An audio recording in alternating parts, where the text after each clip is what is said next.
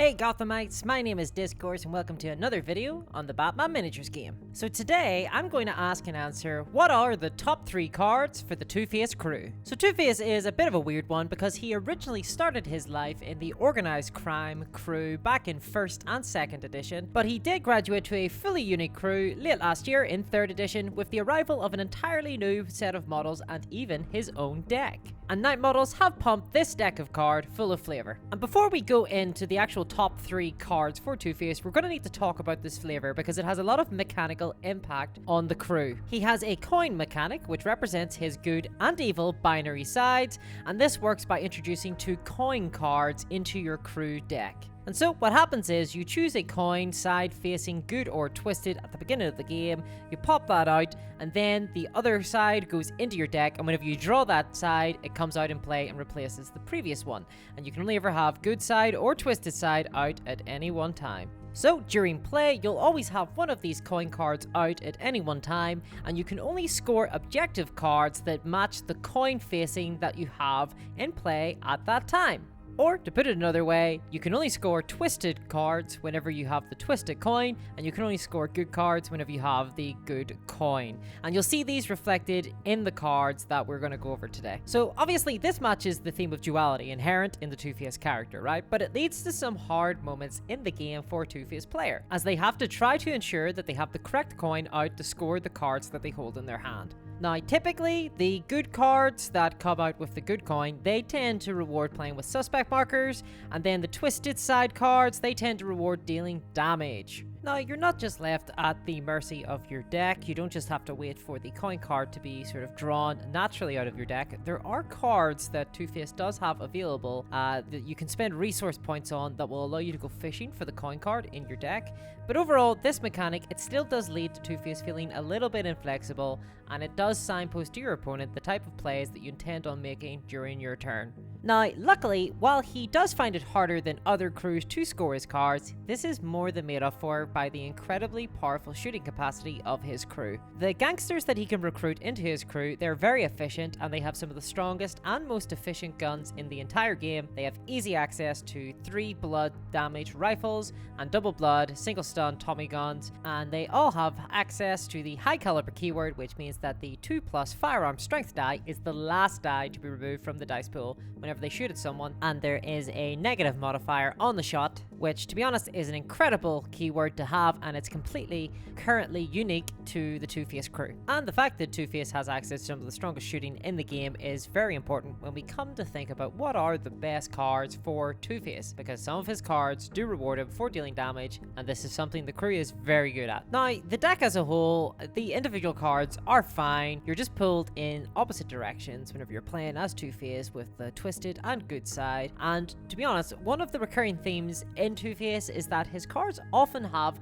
one extra step to score that card when compared to another crew. And let me tell you, I went into this list thinking that it was going to be hard to pick actually good cards in the Two-Face deck, because Two-Face really does have some of the hardest cards to score in the game. But when I started breaking down the cards individually, a lot of them are actually pretty good, albeit often with that one extra step needed to score them compared with other crews. So it really is just the idea of having to manage the coin mechanic that makes the Two-Face crew deck so hard to score. So without further ado, we're going to go into the top 3 cards for Two-Face crew, but first of all, we're going to have the honorable mention. So the honorable mention for Two-Face is going to be Kill Them Twice. So this card is scored in phase 3, and it scores for 2 points, and in order to score it, you do need to have the twisted coin card in play. And it's pretty simple. You simply remove 2 friendly suspects within 4 inches of a friendly model when it inflicts KO or removes an enemy model as a casualty. So a quick thing to note here is that the wording on this card was originally pretty unclear about which model the markers need to be located beside in order to score the card. So if you purchased Two-Face during the original release in December of 2020, you might have the old wording as opposed to the wording that is in the new cards in the objective card set. So just let you know about that, just in case you're sort of confused about the wording.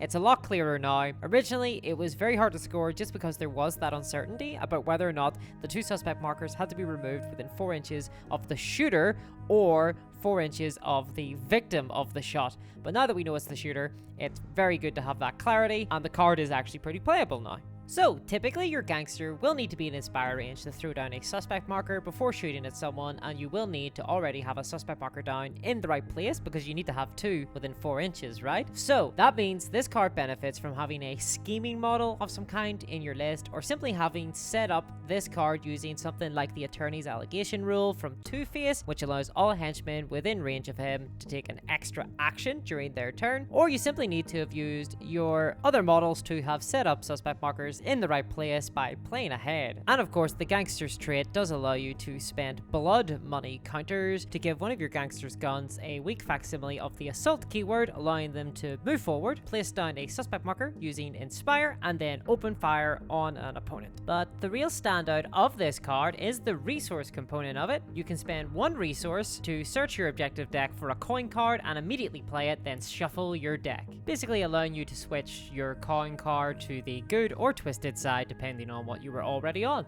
And this resource component is amazing, and it's an integral part of the Two-Face gameplay. You will frequently find yourself with a mix of cards in your hand, and only some of them will be scoreable in that turn, and the last thing you want is to be on the wrong coin side. Spending a single turn unable to score cards in your hand can be devastating to this crew, and it is a real unfortunate possibility. So this resource is essentially your insurance against the situation of having lots of twisted cards in your hand but having the good coin up in play, because you can simply play this card to pull out a new coin card as necessary. But unfortunately, there's just too many hoops you need to jump through to score this card, and it's really carried by its resource component, but it's not quite enough to get it into the top 3 cards. And now, with that out of the way, we can go into number 3 in the top 3 Two-Face cards. And for number 3, we're gonna go with Time Bomb. So, like Kill Them Twice, this is a twisted side card. You need to kill an enemy model or knock them out within 4 inches of the friendly active model. Then you place an explosive template marker centered on 2 different friendly suspect markers,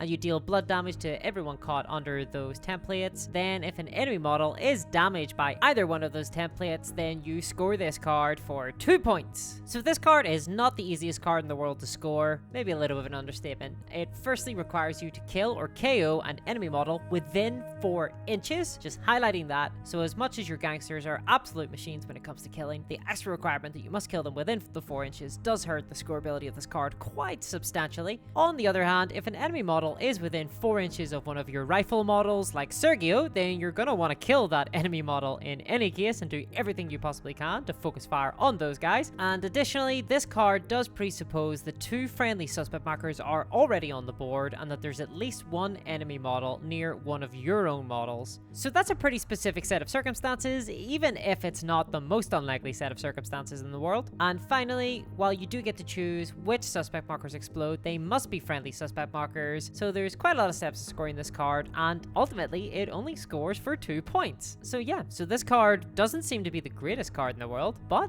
I've got to say, I score this card pretty frequently in the Two-Face deck. And the reason why I find this card relatively easy to score compared to some of the other cards in the deck is that this card can definitely be played around and can be set up from turn 1 by simply placing a lot of suspect markers, as many as you possibly can, and then bunkering down and awaiting the storm that will inevitably come from your opponent. So you create a bit of defense in depth. You layer a lot of suspect markers on your half of the board so that really one of them is always near an enemy model if they try to get near to any of your guys. And then whenever they go to strike you, they maybe attack, they don't attack, they try to close the distance, then you open fire on them and you gun them down with your amazing guns. And then you start blowing up some of your suspect markers, dealing blood damage to enemy models, and inevitably 1 or 2 on your own models, which you can happily ignore using the hardened rule, which will allow you to convert 1 blood damage or 1 stun damage into the opposite number. So you simply convert the 1 blood damage that this deals into a stun, and then you regen it at the end of the round, which is a pretty nice trait, especially considering that all of your gangsters do come with that. So all you need to do is plan ahead a little bit, and this card becomes a lot easier to score. And of course, don't forget that the blood money counters that the Two-Face crew get, they can be spent to give your gun the light special rule, which allows you to fire at a target in melee. So this card can be scored by shooting someone you're in base contact with in a pinch if needed, which really helps this card to score. It also comes with a resource component that I find myself using quite a lot. It costs 1 resource and allows you to, after you make a dice roll for anything, you can change the result of one of the die die to match another die in the same roll. So if you roll a 6 and a 1, you can change that 1 into a 6. So you can essentially think of this as an extra free hit with a gun or an extra defense that you otherwise wouldn't have gotten, which really, to be honest, the fact that this resource component is really good, and I think on the face of it, it's very good. It provides a real boost to the card because there will be situations where this simply isn't scoreable. You're not going to be able to score this card. And because it has a lot of applicability in terms of its resource component, it means you'll find it very easy to find situations where you can simply play this card as a resource, get it out of your hand, draw a new card that hopefully you will find easier to score. And it's pretty cheap at 1 resource point, so you're not going to be blocked from playing one of your other cards maybe as a resource that will allow you to go fishing for a coin, for example, which is very vital to the Two-Face gameplay. Unless you're playing against an enemy who has brought 4 models with the searcher trait on them, in which case you have a lot of other problems. Namely, why are you playing against someone who clearly hates you in real life? Okay, so now we're going to come to number 2. Number 2 of the Two-Face crew. It's a big number 2, very binary finery here. So I'm going to pick to make this better.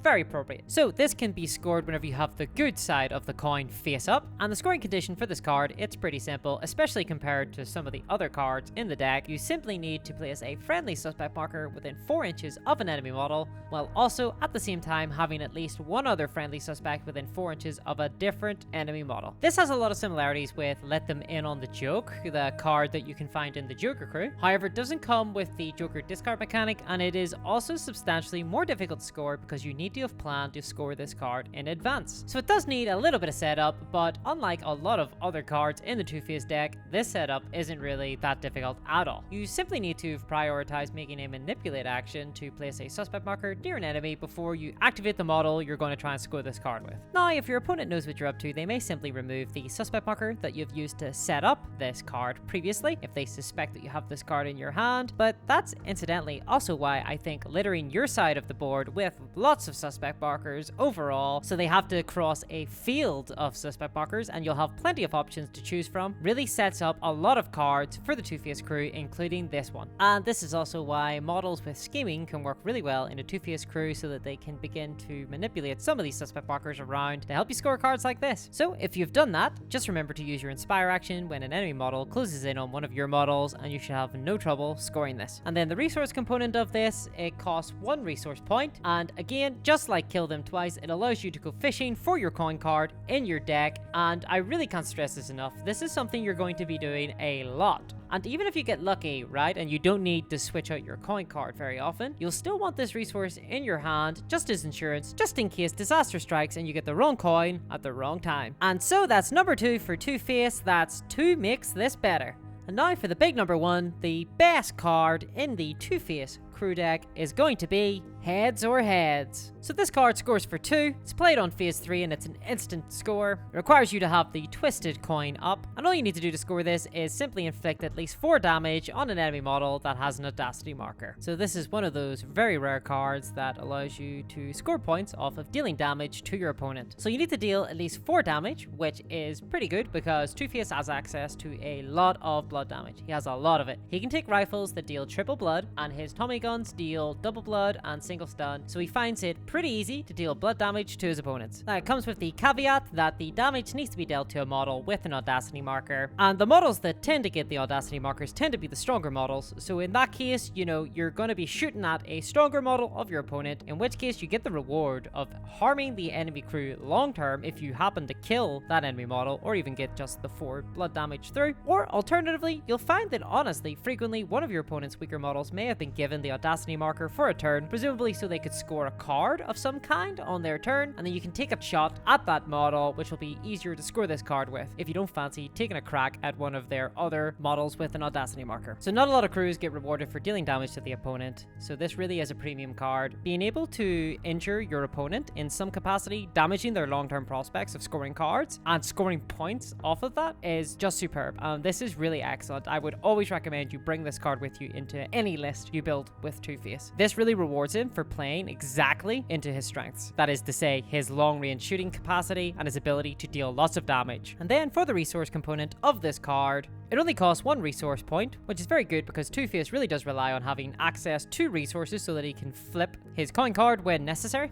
And then the resource component itself, it has a different effect depending on whether or not you're currently on the twisted side or the good side. On the good side, when a friendly model performs a ranged attack, you may place a friendly suspect in contact with the target, which is actually pretty good, and it can really help you score some of the good coin cards like To Make This Better or Two Faces of the Coin, or even set up a card like Closing Argument. It's just very nice in terms of your action economy to be able to make it both an attack and place a suspect marker during the same activation. And Two-Face really does need a lot of suspect markers on the board to set him up for future turns, so this is really good for achieving that. But arguably the flashier resource side of this card is the twisted side. At the start of a friendly model's activation, you can remove a friendly suspect marker within 4 inches of that model, and then that model counts as having waited 1 round for the reload special trait. And we haven't really talked about the reload special trait before this card, just because it hasn't really come up. So reload essentially means that you cannot fire in 2 consecutive rounds, and all of Two-Face's guns have the reload trait. So your opponent will be playing very heavily around the fact that your guns need to reload, and they should be seeking to exploit that at every opportunity. This really will be a dominant part of the game, and it should weigh heavily on your mind when you fire your weapon, because you know that you won't get an opportunity to attack next turn. So this resource allows you to throw that all out the window and reload out of turn order. This can really swing a game in your favor and completely blindside an opponent. And because Two-Face has access to the most efficient guns in the game, getting an extra attack out of them is just awesome. And so between that and the amazing scoring potential of the card, that's why Heads or Heads is my #1 top objective card in the Two-Face crew deck. So yeah, wow, a bit of a long one this week, and the Two-Face deck does come with a lot of cards that require planning to execute, and so it only makes sense that his best cards are the ones which require some amount of foresight and setup to play. And you know, in a lot of ways, I think the Two-Face is one of the hardest crews in the game to play. He has very awkward and difficult cards to score. Now, he does make up for that with very powerful models, but he is probably the least beginner-friendly crew in the game, in my opinion. He has a lot to manage, and his cards really do require you to begin setting them up at least a few activations in advance, and then you have the coin mechanic to manage as well. So yeah, hard crew to play, but very rewarding, very strong, great guns, a lot of fun to play as well, which I think is the most important thing. So I hope you enjoyed this video today. If you did enjoy it, please just give me a little thumbs up, just so I know that you are enjoying it. And if you want to see more Batman Miniatures game content, just subscribe to the channel. You'll find lots of content already there. I'll be putting more out as time goes on, and I hope you do join me for the next video. So I'll see you then. Bye bye.